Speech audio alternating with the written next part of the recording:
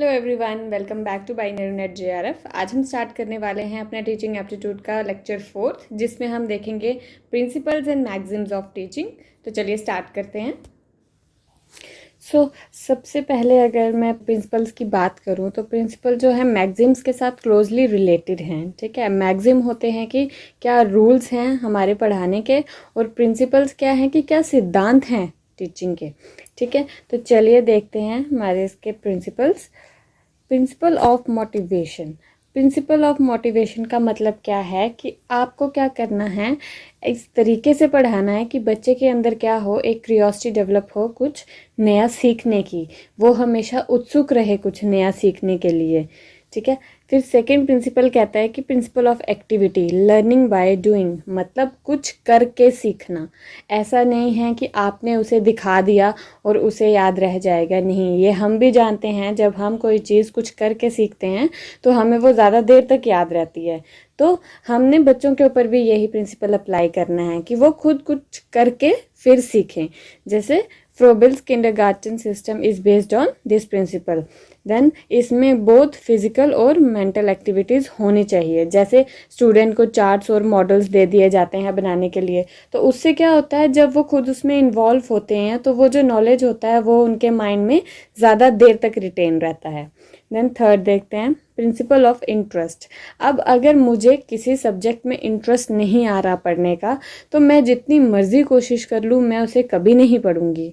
ठीक है, तो वैसे ही आपको क्या करना है, स्टूडेंट्स में क्या करना है, इंटरेस्ट क्रिएट करना है। अगर उसे किसी सब्जेक्ट में पढ़ने में इंटरेस्ट नहीं आएगा तो वो सब्जेक्ट उसके लिए क्या हो जाएगा, बोरिंग हो जाएगा, और वहाँ पे आपका जो टीचिंग लर्निंग जो मेथड है या टीचिंग लर्निंग प्रोसेस है वो क्या हो जाता है, वो इफ़ेक्टिव नहीं होता।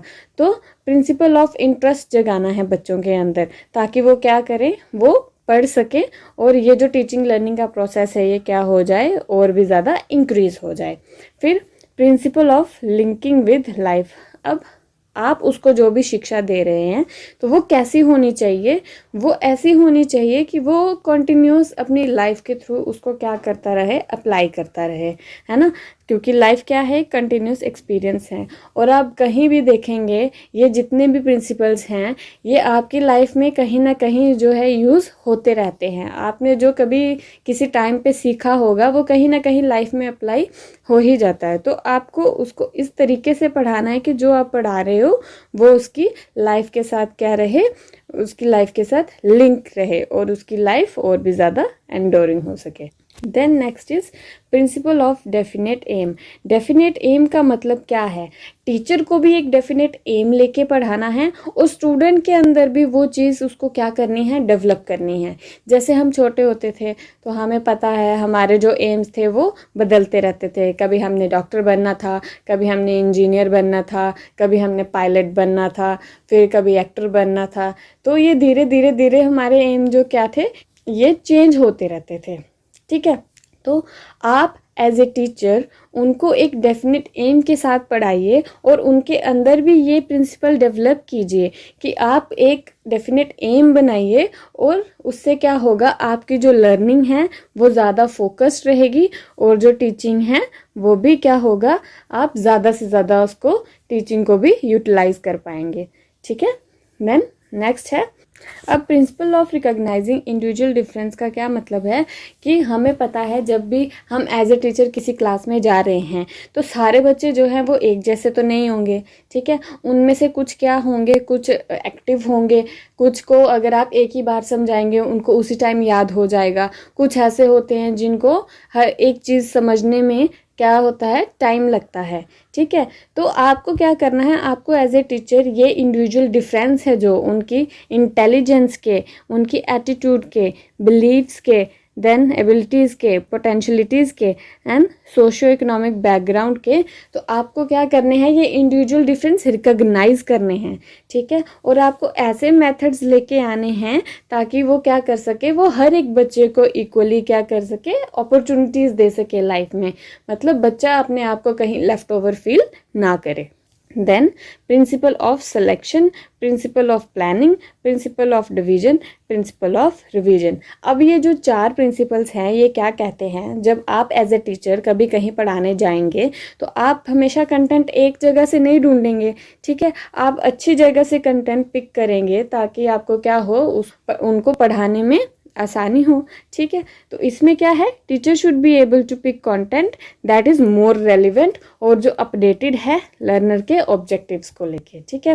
फिर प्रिंसिपल ऑफ प्लानिंग क्या कहता है, अब आप डायरेक्टली तो बिना कोई प्लानिंग किए डायरेक्ट क्लास में तो नहीं जाओगे, आप डायरेक्ट वहाँ पे लेक्चर देना तो नहीं शुरू हो जाओगे, लेक्चर देने से पहले आपको कितनी सारी प्लानिंग करनी पड़ती है। फिर आप अगर एज ए टीचर हो तो आपके कुछ सर्टन टाइम बाउंड ऑब्जेक्टिव्स होते हैं कि आपको बच्चे को क्या करना है, इस टाइम लिमिट तक पढ़ाना है ताकि उसका टाइम पे सिलेबस कवर हो सके और वो एग्ज़ाम में अपेयर हो सके, है ना। तो हर एक चीज़ कैसे चलती है, एक सिस्टमेटिक तरीके के साथ चलती है और with in the time limit भी चलती है। तो आपको प्लानिंग के साथ चलना है, विदाउट प्लानिंग अगर आप चलेंगे तो आप कभी भी सक्सेसफुल नहीं होंगे। तो आपको क्या करना है, सबसे पहले एक रेलिवेंट कंटेंट आपको उठाना है, देन आपको प्लान करना है कि मुझे कैसे कैसे ये पढ़ाना है, कैसे कैसे टीचिंग मेथड्स लगाने हैं, वो सब कुछ, और आपको टाइम का भी ध्यान रखना है। फिर प्रिंसिपल ऑफ डिवीजन क्या कहता है कि अगर आप जो आपका सब्जेक्ट है आप उसे क्या कीजिए, यूनिट्स में डिवाइड कीजिए। उससे क्या होगा कि एक तो वो आपके लिए भी इजी हो जाएगा और उस बच्चे के लिए भी इजी हो जाएगा उनको ग्रास्प करना। फिर उन यूनिट्स को क्या किया जाए, एक दूसरे के साथ उनको लिंक भी करना है, ठीक है। ये नहीं कि सेपरेटली वो आपने पढ़ा तो दिए पर उसको बताया नहीं कि इसका लिंक पिछले वाले के साथ क्या था या इसका लिंक आने वाले के साथ क्या होगा। सो आपको हर चीज़ का ध्यान रखना है। देन प्रिंसिपल ऑफ रिवीजन, ये तो ऑब्वियस सी बात है, अगर हम अपने यूजीसी नेट की ही बात कर लें तो अगर आप ये टीचिंग एप्टीट्यूड भी पढ़ के जा रहे हैं और आपने इसको पेपर के लिए रिवाइज नहीं किया तो आप जो है एग्ज़ाम में सब कुछ भूल जाएंगे। तो प्रिंसिपल ऑफ रिवीजन जो है आपको क्या करना है, वो अप्लाई करना है। मतलब बच्चे को आपको उकसाना है ताकि वो रिवाइज करे, मतलब रिपीटेडली भी करता रहे और इमिजिएटली भी वो रिवाइज कर सके। मतलब आप उसको ड्यूरिंग द क्लास भी रिवाइज करवा दें और कुछ जो रिपीटेड इंटरवल्स के बाद हम जो दोबारा दोबारा उनको याद करवाते रहते हैं वो भी करवा दें ताकि उसको जो सब्जेक्ट मैटर है उस भूले नहीं, वो ज़्यादा देर तक रिटेन रहे। नेक्स्ट आता है principle of creation and recreation. अब अगर आपको एक टीचर लगातार पढ़ाता रहे तो वो जो इन्वायरमेंट है वो क्या होने लगता है, बोरिंग होने लगता है। तो आपको क्या करना है, आपको क्लासरूम इन्वायरमेंट में थोड़ा सा ह्यूमर क्रिएट करना है और थोड़ा सा आपको क्रिएटिव होना है ताकि क्या हो, जो बच्चे का इंटरेस्ट है आपके सब्जेक्ट में वो बना रहे, वो बोर होना ना शुरू हो जाए, ठीक है। फिर प्रिंसिपल ऑफ डेमोक्रेटिक डीलिंग क्या कहता है, इसमें क्या होता है कि बच्चे जो हैं वो क्या कर सकते हैं, प्लान कर सकते हैं और एग्जीक्यूट कर सकते हैं डिफरेंट एक्टिविटीज़ को।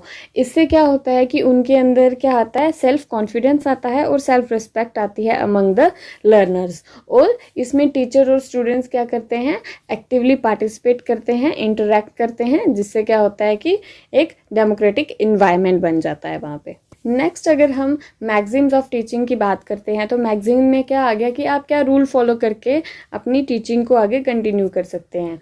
तो फर्स्ट इसमें है सिंपल टू कॉम्प्लेक्स। अब अगर आप एज ए टीचर किसी क्लास में जा रहे हैं तो अगर आप उसको स्टार्टिंग में ही कॉम्प्लेक्स जो है सब्जेक्ट मैटर पढ़ाना शुरू कर देंगे, जो बच्चा है वो क्या करेगा, वो आपके सब्जेक्ट मैटर में आपकी क्लास में इंटरेस्ट नहीं देगा। क्यों? क्योंकि वो चीज़ें जब उसे समझ ही नहीं आएंगी तो उसके लिए वो क्या होने लगेगा, वो बोरिंग होने लगेगा। सो आपको एज ए टीचर क्या करना है, पहले उसे सिंपल चीज़ें समझानी है, उसके बाद उसको कॉम्प्लेक्स जो है उसके सब्जेक्ट मैटर पे लेके आना है। इसका मतलब क्या है कि टीचर को क्या करना है, मतलब उसको एग्जाम्पल्स दे के पढ़ाना चाहिए जो कि उसके इन्वायरमेंट में जिनके साथ वो रिलेट कर सके। उससे क्या होगा कि एक तो आपकी टीचिंग इंटरेस्टिंग होगी और वो भी उसको इंटरेस्ट लेके पढ़ेगा। अगर आप पहले ही कॉम्प्लेक्स थिंग्स उनको पढ़ाना शुरू हो जाएंगे तो लर्नर्स क्या होते हैं, वो बेचारे अपना इंटरेस्ट लूज करते जाते हैं और उसकी वजह से उनका सेल्फ कॉन्फिडेंस भी लूज हो जाता है और वो सब्जेक्ट को अच्छी तरह से नहीं कर पाते। अगर आप एग्जाम्पल ही ले लें तो ऑब्वियसली आप कभी कंपाउंड इंटरेस्ट उनको पहले नहीं पढ़ाएंगे, आप सबसे पहले उनको सिंपल इंटरेस्ट ही पढ़ाएंगे। अगर उनको सिंपल इंटरेस्ट का नॉलेज ही नहीं है और आपने जाके डायरेक्ट उसको ये वाला टॉपिक पढ़ा दिया तो वो उस पर इंटरेस्ट ही नहीं देगा। क्यों? क्योंकि उसको इसका बेसिक्स ही नहीं पता, उसको छोटी छोटी चीज़ें ही नहीं पता जो उसे पता होनी चाहिए। ठीक है, देन नेक्स्ट आता है known to unknown. It is easy for students to build new knowledge if they are able to relate to what they already know। ये हमेशा, ये छोटे बच्चों की क्या बात करनी है, ये बड़े बच्चों के साथ भी ऐसा होता है। क्या होता है कि जो चीज़ उन्हें पहले से आती है, अगर आप उस चीज़ के साथ रिलेट करके उनको न्यू नॉलेज प्रोवाइड करेंगे तो वो क्या करते हैं, उसको जल्दी ग्रास्प करते हैं, जल्दी सीखते हैं। सो past experiences of the student should be linked with the new teaching. मतलब जो उन्होंने पहले पढ़ा है, जो उनके पहले के एक्सपीरियंस हैं, उनको नई टीचिंग के साथ आपको क्या करना है, लिंक करना है। इससे क्या होता है, जो स्टूडेंट है वो आपकी जो न्यू नॉलेज जो आप उसको प्रोवाइड कर रहे हो उसमें क्या लेगा, इंटरेस्ट लेगा। जैसे अगर आप उसे प्रॉफिट एंड लॉस का कंसेप्ट पढ़ाने जा रहे हो, उसे प्रॉफिट एंड लॉस के बारे में कुछ नहीं पता, पर उसे ये पता है, वो दुकान में जाता है, टॉफ़ी शॉफ़ी चिप्स लेने हमेशा जाता है, ठीक है, उसको बाइंग और सेलिंग के बारे में पता है। जब आप उसको बाइंग एंड सेलिंग के साथ रिलेट कर देंगे तो उसको जो कंसेप्ट है वो समझने में ज़्यादा आसानी होगी और वो ज़्यादा इंटरेस्ट से उस कंसेप्ट को समझेगा। देन नेक्स्ट मैक्सिम कौन सा आता है, concrete to abstract. Concrete of चीज़ें जो हैं वो क्या होती है, वो होती हैं जिनको हम टच कर सकते हैं, मतलब ये टैंजिबल होती हैं। और एब्स्ट्रैक्ट क्या होता है, ये अनटैंजिबल होता है, इनटैंजिबल। ठीक है, अब एब्स्ट्रैक्ट की बात करूँ तो एब्स्ट्रैक्ट एक क्या हो गया, इमेजिनेशन लेवल पे कॉन्सेप्ट हो गया। मतलब जो चीज़ आपको सामने रखी दिख रही है, जो बच्चा जिस चीज़ को देख पा रहा है, उस चीज़ से आपको लिंक करते हुए उसको कहाँ ले जाना है, इमेजिनेशन पे ले जाना है।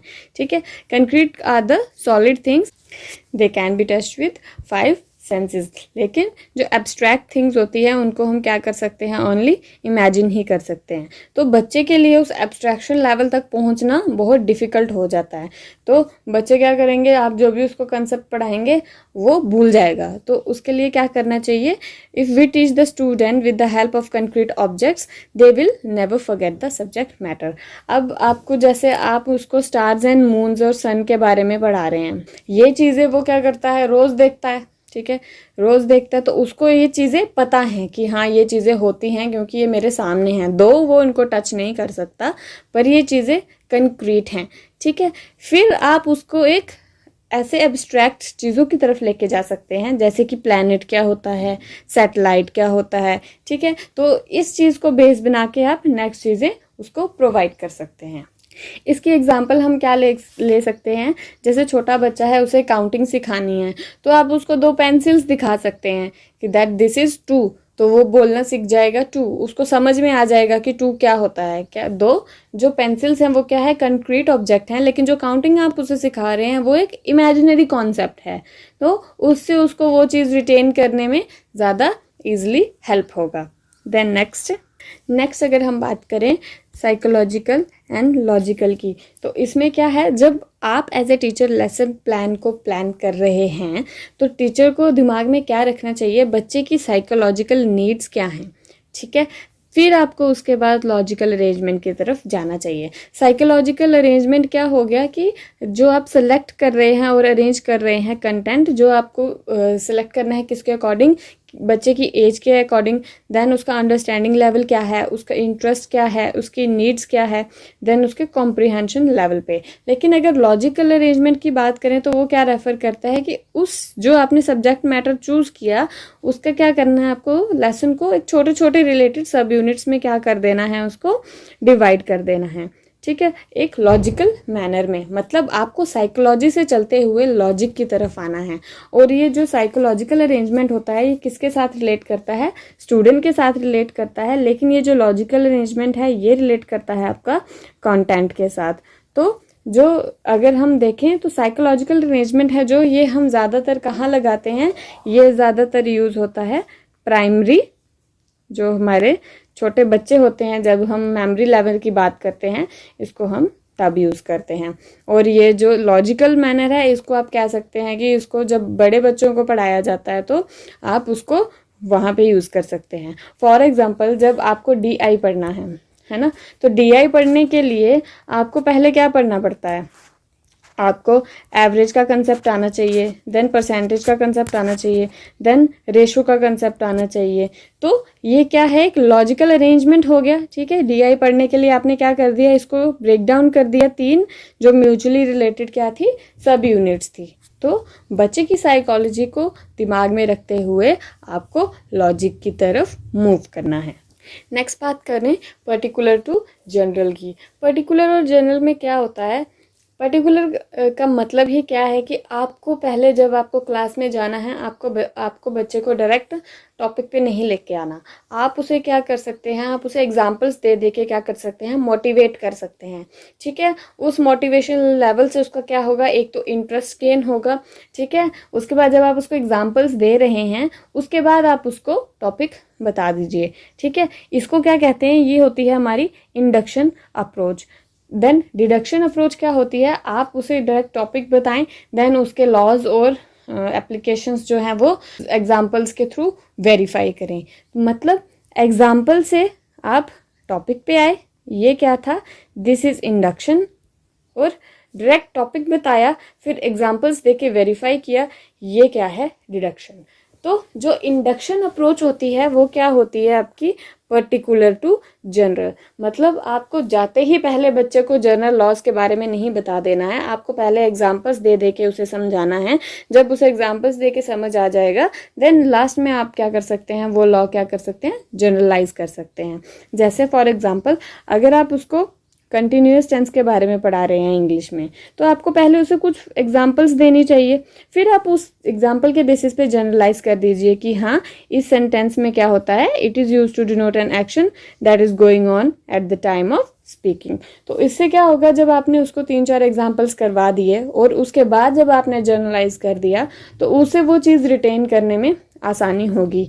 ये जो मेथड है इसे हायर क्लासेस में कम यूज़ किया जाता है। जैसे आप जाएंगे कॉलेज लेवल पे जाएंगे या पोस्ट ग्रेजुएट लेवल पे जाएंगे, तो वहाँ पे आपको डायरेक्ट टीचर टॉपिक बताता है एंड आप उस टॉपिक को एग्जांपल्स के थ्रू वेरीफाई करना शुरू कर देते हैं। देन नेक्स्ट देखते हैं।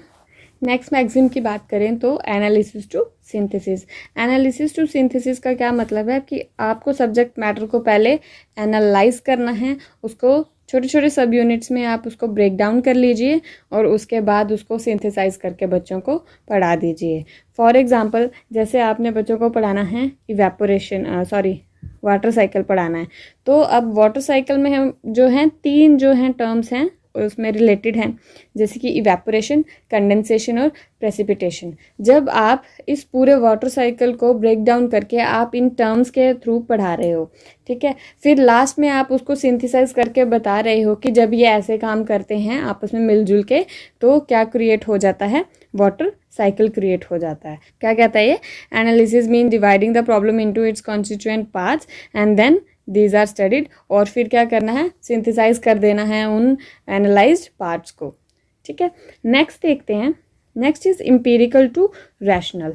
एम्पिरिकल टू रैशनल, एम्पिरिकल क्या होता है, एम्पिरिकल नॉलेज होती है वो जो कि एक्सपीरियंसेस के ऊपर बेस्ड होती है ना, और रैशनल नॉलेज कौन सी होती है, जो लॉजिक्स के ऊपर बेस्ड होती है। Empirical knowledge is that which is based on observation and experience about which no reasoning is needed. मतलब जो आपके पास्ट एक्सपीरियंसेस हैं तो उसके ऊपर आपकी जो है एम्पिरिकल नॉलेज बेस्ड होगी, पर जो रैशनल जो नॉलेज है वो किसके ऊपर बेस्ड होती है, वो लॉजिक के ऊपर बेस्ड होती है। मतलब वहाँ पे क्या यूज़ करते हैं हम, वहाँ पे रीजनिंग को यूज़ किया जाता है। ठीक है, तो आपने बच्चे को उसके पास एक्सपीरियंसेस जो एक्सपीरियंसेस हैं उसके, वहाँ से लेके आपने उसको रैशनल नॉलेज की तरफ लेके जाना है। ठीक है, फॉर एग्जांपल जैसे इन्वायरमेंटल पोल्यूशन आप उसे पढ़ा रहे हैं, ठीक है, तो वो क्या है, वो एम्पिरिकल है क्योंकि उसने एक्सपीरियंस किया है। फिर आप उसको रैशनैलिटी की तरफ कब लेके जाएंगे, जब आप उसको क्या पढ़ाएंगे कि इस पोल्यूशन के फ्यूचर इम्प्लीकेशंस क्या होंगे। ठीक है, तो आपको बच्चे को कैसे पढ़ाना है, एम्पिरिकल, मतलब एम्पिरिकल का मतलब ही क्या है, experience, to rational means logic. Then next जो हमारा मैगजीम है ये क्या है, होल टू पार्ट।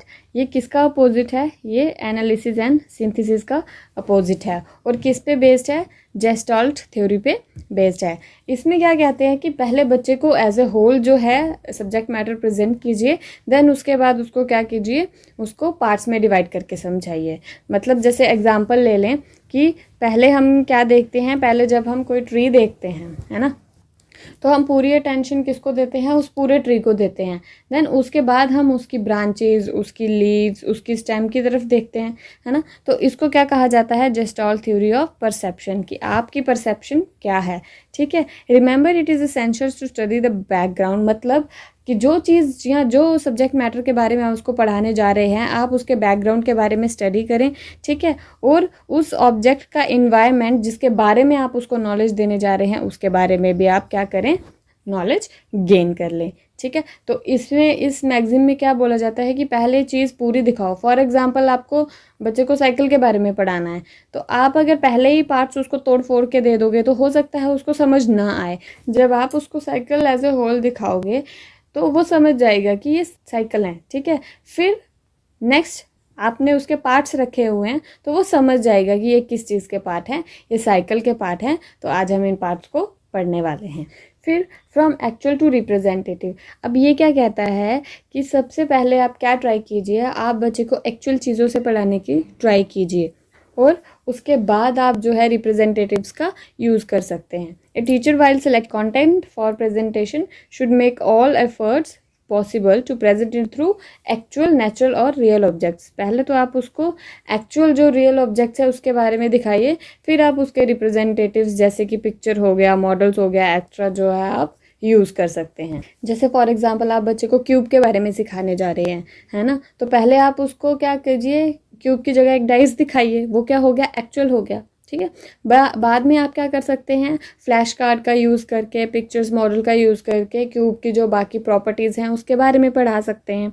सो ये क्या हो गया, आपने एक्चुअल में उसको पहले क्यूब दिखाया क्या होता है, फिर आप उसको रिप्रेजेंटेटिव की तरफ ले गए।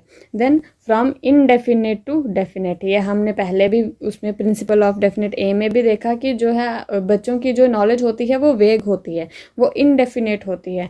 तो आपको एज ए टीचर उसको इनडेफिनेट से कहाँ लेके जाना है, डेफिनेट की तरफ लेके जाना है, ठीक है। फ्रॉम सीन टू अनसीन, तो ये भी कंक्रीट और एब्स्ट्रैक्ट के जैसा ही है, मतलब जो चीज़ उसके सामने प्रेजेंट है उस चीज़ से वो नॉलेज लिंक कीजिए जिसके बारे में आप उसको बताने जा रहे हैं, और वो अगर अनसीन है मतलब जो चीज़ें उसने देखी है उसको बेसिस बना के आप उसको न्यू नॉलेज के साथ लिंक कीजिए।